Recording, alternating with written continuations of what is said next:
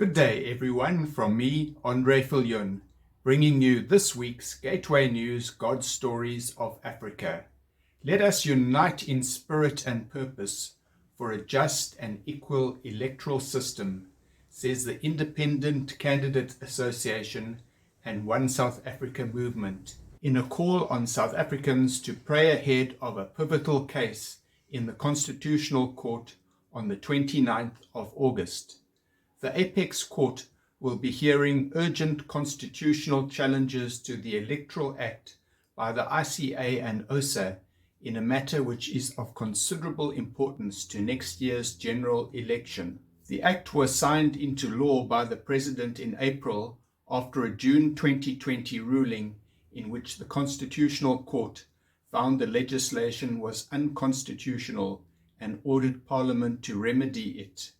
The applicants say the new law discriminates against independent candidates and is unreasonable, unfair, and unconstitutional.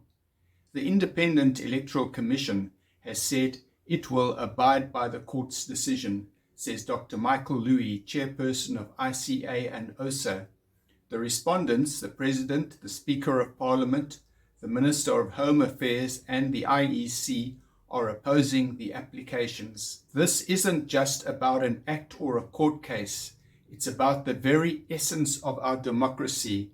It's about ensuring that our government remains accountable, responsive, and open. Stand with us and stand for electoral equality.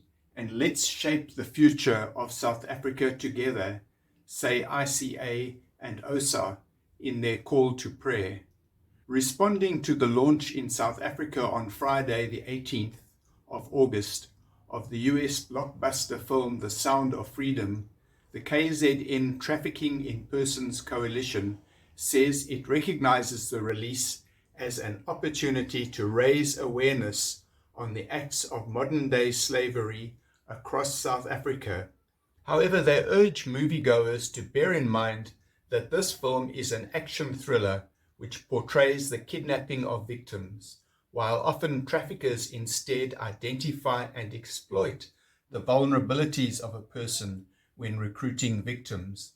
According to the South African National Human Trafficking Hotline, the most common methods used to recruit and lure victims is through promises of a better life, false job opportunities, false relationships, being sold by family to repay debt, or by abduction.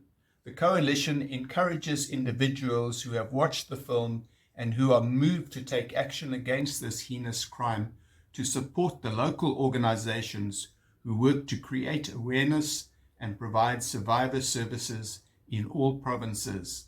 The coalition recommends that if you suspect trafficking, you should call the toll-free National Human Trafficking Hotline at 0800 222 777 or email the hotline or complete the online report form at 0800 222 777.org.za.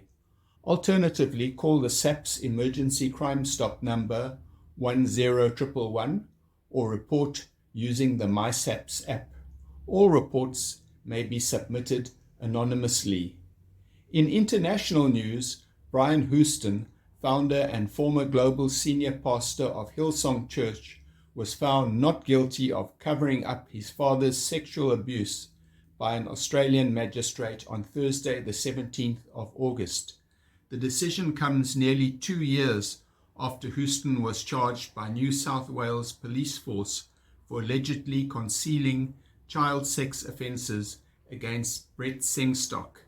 These child sex offences, which took place in the 1970s, were perpetrated by Frank Houston, Brian's father and fellow pastor.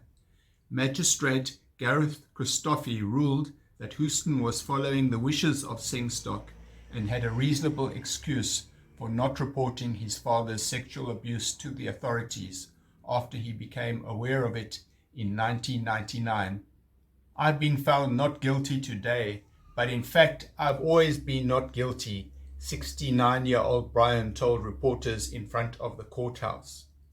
And finally, in one of his latest videos, Jonathan Kahn unveiled the ancient mystery behind the Barbie movie as it skyrockets to the top of box office charts.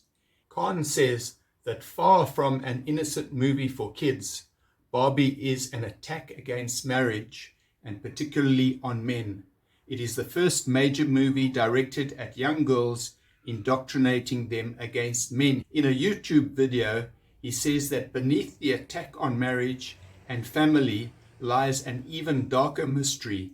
He suggests that Barbie represents an ancient spirit known in the Bible as the Mesopotamian goddess Ashtoreth. He says ancient Mesopotamian culture was filled with her images and idols, including little figurines that people kept in their houses, just as girls today would own a Barbie doll. Khan says Ashtoreth, or Ishtar, is a goddess of sexual immorality who degrades men and uses gender breakdown to trick society into believing that men can become women and women can become men. Now is the moment to recognize the spiritual forces at work and to see both men and women with the purpose that God has created each with, he says. Thank you so much for watching God's Stories of Africa.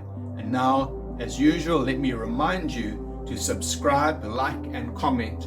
All those things really help us to grow the channel and reach more people with God's stories from Africa and beyond. God bless you abundantly until we meet again next week.